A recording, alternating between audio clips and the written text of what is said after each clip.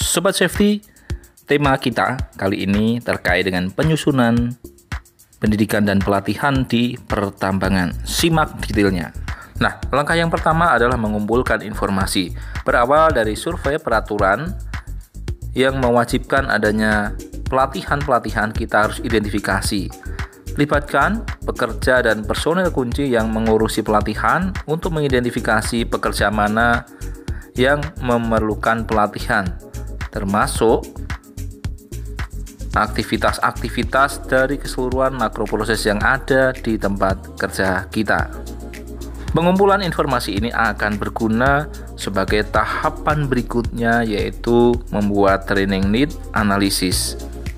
Langkah yang kedua yaitu melakukan penyusunan analisa kebutuhan pendidikan dan pelatihan atau yang kita kenal dengan TNA.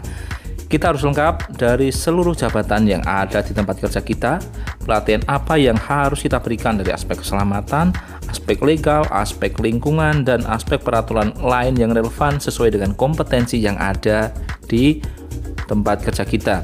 Secara umum, di organisasi dikenal dengan HRD Handbook. Di sana harus tertera detail apa saja yang harus kita berikan pelatihan untuk menunjang kompetensi dalam menjalankan tugas kerja agar bisa berjalan dengan optimal dan sesuai harapan. Nah, langkah yang ketiga adalah melaksanakan pelatihan, yaitu ada dua, pelatihannya on job safety, ya contohnya seperti isolasi dan lockout, kerja ketinggian, defensive driving, dan lain-lainnya.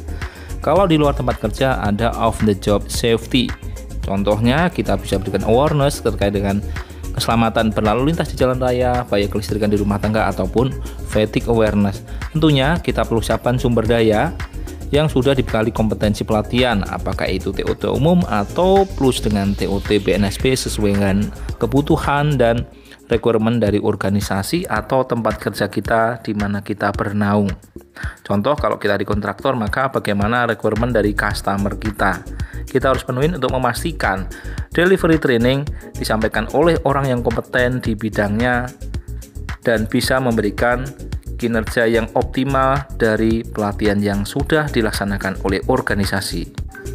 Nah, tentunya kita pun juga harus tahu bahwasannya penyusunan TNA ini harus mempertimbangkan beberapa poin penting, yaitu tingkat kebutuhan pekerja yang berkompeten, kesenjangan antara standar dan peraturan yang aktual, sumber daya manusia yang tersedia selama proses pendidikan dan pelatihan, ketersediaan penyelenggara pendidikan dan pelatihan untuk materi yang dibutuhkan, serta tidak lupa cuan berupa alokasi dana yang direncanakan.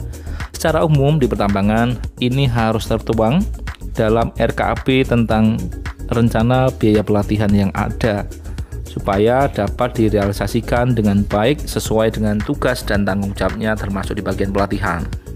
Nah, di langkah yang keempat kita punya kewajiban melakukan monitoring dan evaluasi dari program pendidikan dan pelatihan yang kita jalankan. Ada 4 minimalnya, yaitu yang pertama reaksi. Kita harus melakukan evaluasi setelah menerima materi pelatihan untuk mengatur minat dan reaksi peserta pendidikan dan pelatihan yang dilakukan. Yang kedua adalah mengukur tingkat pemahaman peserta atau yang kita kenal dengan learning. Tentang apa? Menerima materi yang disampaikan oleh para trainer. Yang ketiga, kita harus melakukan evaluasi behavior atau perilaku. Ada nggak yang berubah dengan perilakunya setelah diberikan pelatihan?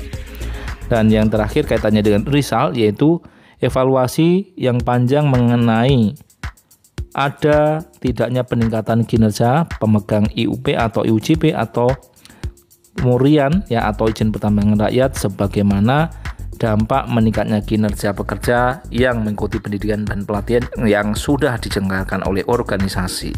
Nah, tahapan yang kelima yaitu tindak lanjut perbaikan dan peningkatan.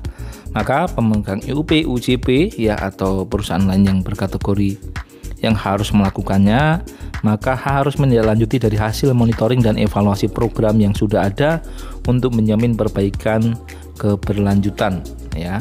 Supaya apa? Kita bisa menyiapkan sumber daya terbaik untuk menjawab tantangan produksi yang ada di organisasi.